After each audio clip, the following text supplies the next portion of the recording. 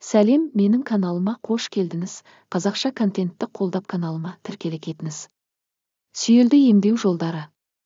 Сүйел тері қабатына шығатын қабыну. Оны емдеудің жолдары көп.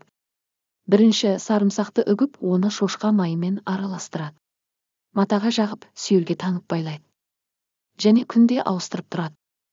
Екінші, сірке суда пиязды 2 сағат ұстайды. Кейін пиязды алып, түнге қарай сүйелге таңып байлайды. Қатты тартады, шыдауыңыз қажет. Осылай бірнеше рет жасаса, сүйел тамырымен қопарылып шығады. Үшінші, сүйелге ешқандай қоспасы жоқ борды себетке байлап тастайды. Бірнеше рет жасаған соң сүйел кетеді, бірақ ылғалды суды жолатпау керек. Төртінші, күнде сүйелді жерге жаңа піскен алманың сөлін жағады. Сүйел бірте-бірте кішірейіп, соңынан қараяды да, кейін көп ұзамай жоғалып кетеді. Бесінші, сүйелге шикі картоптың шырынын жағады. Крахмалдың әсерінен құрғап болады.